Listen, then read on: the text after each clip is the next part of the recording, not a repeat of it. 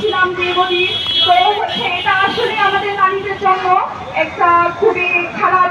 এবং আজকে আমরা হচ্ছে নারীরা নারীরা হচ্ছে নারীদের ভূমিকা অপরিসীম। সেখানে হচ্ছে নারীদের এভাবে প্রকাশ্যে গণধর্ষণের জন্য আমি তীব্র নিন্দা এবং প্রতিবাদ জানাচ্ছি এবং দ্রুত এর বিচারের আওতায় আনার জন্য আমি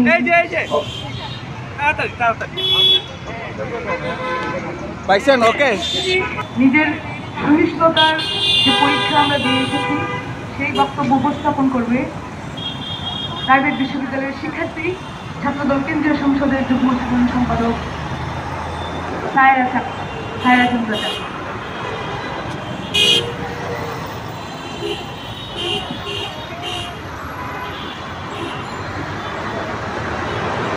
রাজশাহী বিশ্ববিদ্যালয়ের ছাত্রদলের নেতৃত্বের যে শারীরিকভাবে লাঞ্ছিত করার প্রতিবাদে আজকের আমাদের মানববন্ধন কর্মসূচির প্রধান অতিথি এবং যারা নারী নেত্রী আছে সাধারণ শিক্ষার্থী সহ উপস্থিত সাংবাদিকবৃন্দ সবাই